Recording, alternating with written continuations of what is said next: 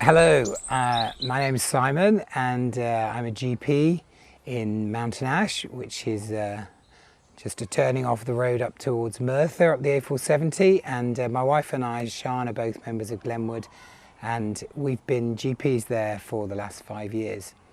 And currently we're part of the NHS machine, which is swung into action to try and respond to the COVID pandemic that's currently ongoing.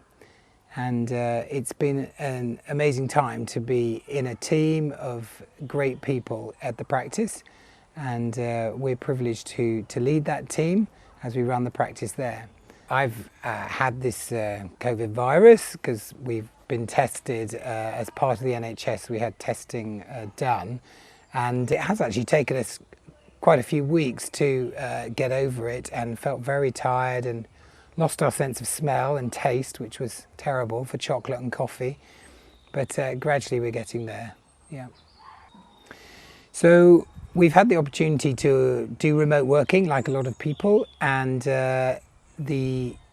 we've had other doctors at the surgery. As it happens, Sian is there today, having gone back after 3 weeks off, and the other doctor has gone off sick today. So that's the way it is, and staffing levels are down.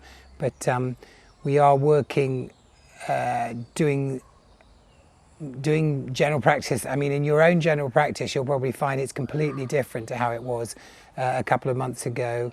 We're talking to everybody by phone first, and then we're offering video consultations or email consultations, and if you go into the surgery and are called to go in, then everybody's wearing personal protective equipment, so they all look very strange and gowned up, with the front door of the surgery locked and only by invitation. So it's almost unrecognisable from what it was just a couple of months ago. Apart from being unwell personally, which is very frustrating when you're getting better too slowly, and it was an interesting experience being unwell, and because we all kind of know a lot about this virus, and all of you will too, and it's quite an anxious time when you have it. Sian actually became unwell, more unwell, as she got towards the end of her first week, which is an important time actually for deterioration. And so there was some anxiety around that, because as you all know, there's no way of predicting apart from just general prognostic factors as to whether you might do badly or not, and it felt quite an anxious time to see whether Sian would just kind of stabilise and get better, or whether she was going to get worse in any way. But thankfully, and we're very grateful, she got better. So yeah, we have experienced the anxiety, which I think has been a big thing for everybody, whether you've had it or you know people who've had the virus or not.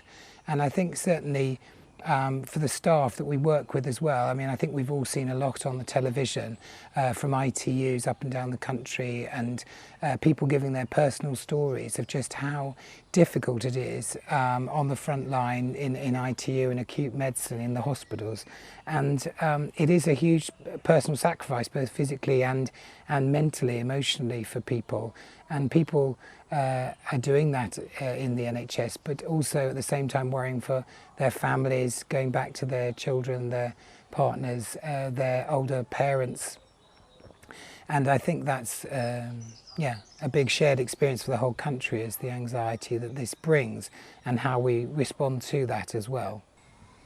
God is with us, and he gives us hope, and he's also given us his grace. We've received that we've received from him, we can share, and we have something to go on sharing. And I think when we feel that, you know, as people in the NHS as well, that we've given as much as we've got to give, as Christians we know that we have a source within us that won't stop giving, and that source is Jesus, and through his Holy Spirit will continue to feed us and keep us and sustain us until the end.